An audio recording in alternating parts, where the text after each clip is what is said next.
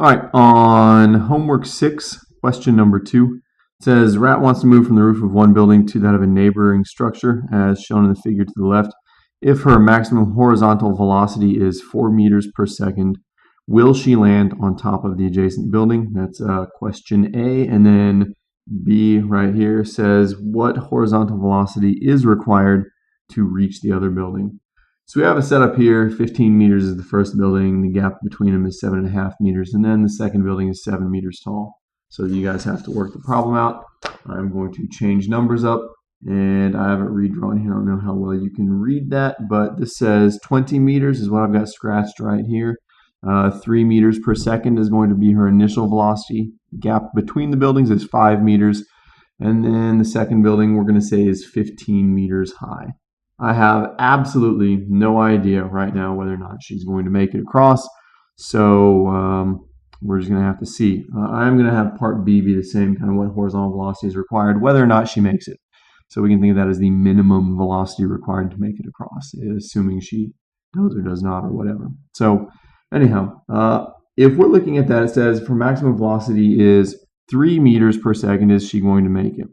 So what we have to do is essentially look at two different things here. One of those things is we know that it's going to take her some time to get from here to here at 3 meters per second. All right, so we want to go ahead and find that time. The other thing is that we know that since she's moving horizontally, her velocity in the y direction or up and down is going to be 0 to start off with, which means that it's going to take her some amount of time to fall from here to essentially right there. Okay. So the question becomes then, is the amount of time it takes her to get from here to here horizontally going to be greater than or less than the time it takes her to fall that distance? Okay, for those of you keeping track, yes, this is 15 here, that's 20, and they are not to scale since that gap is also 5.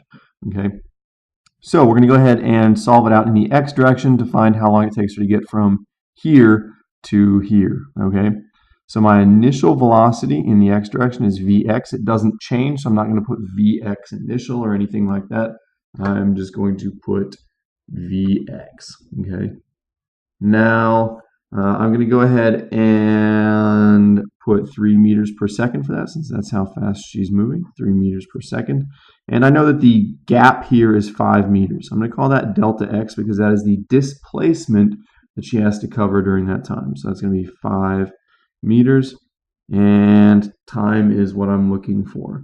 Since we're working with two-dimensional kinematic equations, there's no acceleration in the x direction. We're assuming there's no air resistance. And what that means is that the only equation we're going to use is Vx equals delta x over t.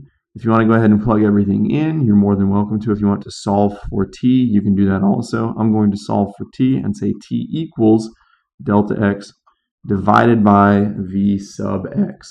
All right, and that stands for my velocity within the x direction. So I'm going to go ahead and plug everything into that. Time equals, and delta x is 5 meters divided by my initial velocity, or my only velocity is 3 meters per second. All right. So that is going to mean that my time will equal, what is that, 1.6 repeating? Is that what that's going to be? Yep. Equals 1.6 meters per, nope, it's just seconds, right? Meters cancels out, seconds moves to the top. So my time is equal to 1.6 seconds. That's how long she needs to move across, okay? Now, if we want to find out how long it takes her to fall, we're going to say in the y direction, her y initial is 20 meters because she's 20 meters high off the ground. So y initial is 20 meters. Y final is where she ends up in the y direction. And she's going to end right here, which is 15 meters high. So y final is 15 meters. So I know that my change in y, delta y, is going to be equal to yf minus y initial. And that equals 15 meters minus 20 meters. So that means that delta y is equal to negative 5 meters. So she's going to drop 5 meters. All right. Make sure you guys do not draw any triangles there. That will give you the flat wrong answer. It will be very, very, very wrong. Okay. So we know that acceleration due to gravity is negative 9.8 meters per second squared. We know that her initial velocity within the y direction is 0. Why is it 0? It's because she is moving horizontally at the very beginning. If you throw something horizontally and there's no force of gravity on it, it's going to continue in the same direction. It won't be moving in the y direction if you only throw it in the x direction unless you add gravity. So my initial velocity in the y direction is 0 meters per second. I do not know the final velocity, and what I'm looking for is time. So I'm going to choose 4 of these. That one, we're going to use acceleration, initial velocity, and then time. We're not using final velocity for this one. Okay, so the equation that we're going to use, the only equation that does not have final velocity in it, is the second kinematic equation, which is delta y in this case. It's delta y because we're looking at it within the y direction and not the x direction, is equal to velocity initial times time plus 1/2 at squared. If we're looking at that with a different way, if we're saying, we could say this is delta y equals vit minus 1/2 gt squared, in which case gravity would have to be positive, but if you make sure that you're following all of your conventions, it should work out the same way. Delta y in this case is negative 5 meters. We're going to plug everything in. I am going to go ahead and cancel out VIT before I move on and say that it's equal to 0 because I know my velocity initial is 0. So 0 times time is 0. So delta y is negative 5 meters equals 1/2 times negative 9.8 meters per second squared times t squared. All right.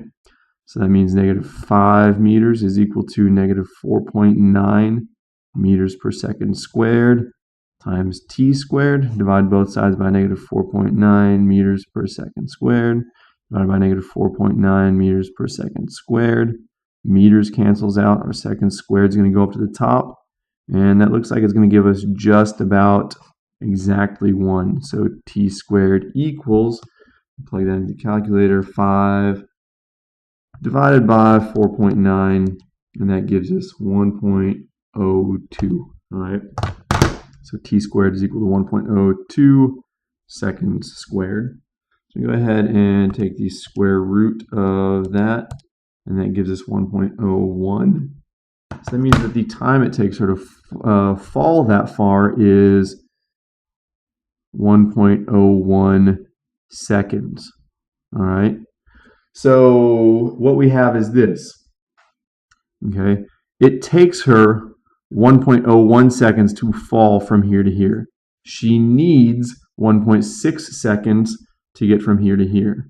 So what that means is that because it takes her less time to fall than to cross the gap, that means she's going to cross this boundary before she crosses this boundary, right? So that means that she will not make it because she needs more time than she actually has to get across there, all right? So part B says what horizontal velocity is required to reach the other building. All right, well, if we're going to know what horizontal velocity is required, we're going to have to use the time that she has. We know that she's not going to change her initial velocity if she goes horizontally, and she's certainly not going to change gravity unless she has a rocket pack, which it doesn't say anything about in the problem. So we're going to assume that she's going to fall like normal, and it's going to take her 1.01 seconds to get from here down to here, okay? So we're going to go ahead and say time that she has to cross that gap is 1.01 seconds. She's not bringing the building any closer, so that means that delta x is still 5 meters. So what we're looking for is v sub x, all right? The only thing that we can use in this case is v sub x equals delta x divided by time. So we're going to say v sub x equals 5 meters divided by 1.01 seconds, which is going to give us 5 divided by 1.01, 4.95 meters per second. That is how fast she must be moving That is her minimum velocity required in order to get from here over to here. I'm sorry, from here over to here without falling down and hitting the side of the building. All right.